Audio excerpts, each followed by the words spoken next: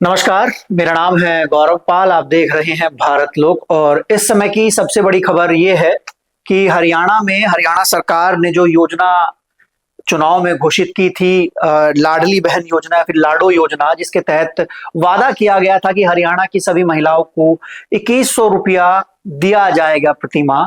तो अब उसमें सबसे बड़ा अपडेट ये आ रहा है कि हरियाणा सरकार के एक अधिकारी ने बताया है कि 2100 रुपया हर महीना हर महिला को नहीं मिलेगा। मतलब चुनाव में कहा गया था कि हर महिला को मिलेगा, लेकिन 2100 रुपया हर महीना अब सिर्फ आर्थिक रूप से कमजोर महिलाओं को मिलेगा।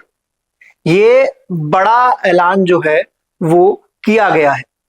टर्म्स एंड कंडीशन लगाई गई हैं। वही बात हो गई कि वो तो जुमला था। तो जो चुनावी वादे, जो चुनावी फ्रीबीज के दम पर भाजपा ने हरियाणा को जीता था, लगभग 48 सीटें हरियाणा में भाजपा ने जीती थी, 37 कांग्रेस ने जीती थी। और बताया जाता है कि जो लाडली बहना योजना है ये काफी मतलब इसका चर्चित रही थी महिलाओं में, जिसको देखकर महिलाओं ने वोट किया था। और मैं आपको बता दूं कि इस फैसले से 25 लाख महिलाओं को झटका लगा है। यानी कि जो 25 लाख महिलाएं अब ऐसी हो गई हैं जो इस पूरी कैटेगरी से बाहर हो जाएगी। आगे मैं इसमें और बता दूं कि भाजपा ने अपने संकल्प पत्र में, वो भी आपको स्क्रीन पर दिखा दूंगा, भाजपा ने अपने संकल्प पत्र में ये वादा किया था और ये सबसे बड़ा वादा था। और इसके साथ साथ 20 और वादे किए गए थे। आपको बता दें कि सरकार का जो आगामी बजट है वो करीब 10 से 12 हजार करोड़ का प्रावधान इस योजना के लिए बताया जा रहा है। और पैसा ना होने की वजह से, बजट ना होने की वजह से अब सरकारी चीजें लेकर आई है।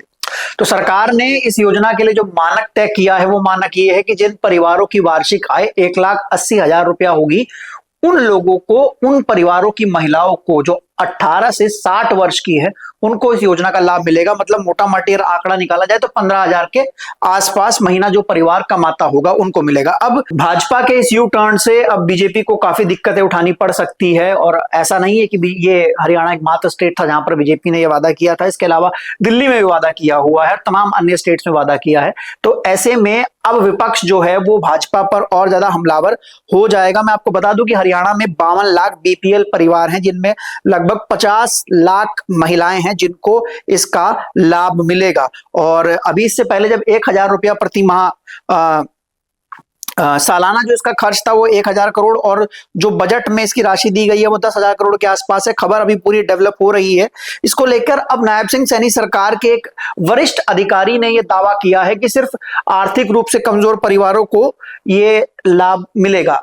जैसे कि आप सभी लोग जानते हैं कि फ्रीबीज को लेकर कई बार सरकारों को फटकार लग चुकी है सुप्रीम कोर्ट से। सुप्रीम कोर्ट कई बार पूछ चुका है कि आखिर कब तक फ्रीबीज के भरोसे चुनाव जीता जाएगा। लेकिन आजकल हमारे देश का चलन ये हो गया है कि फ्रीबीज एक बहुत आसान तरीका हो गया है चुनाव जीतने का। और हरियाणा ऐसा पहला स्टेट नहीं है जो ऐसा कर रहा है। इससे पहले पंजाब में भी 1,000 रुपया पेंशन देने का वादा किया गया था, लेकिन वहां पर भी नहीं दी गई जहां पे आम आदमी पार्टी की सरकार थी। अभी बीजेपी के ऊपर हमलावर आम आदमी पार्टी दिल्ली में है इस पूरे मामले को लेकर कि कब से महिलाओं को पैसा मिलना शुरू होगी। दिल्ली में भी यहां पर भाजपा ने पैसा अनाउंस किया हुआ है।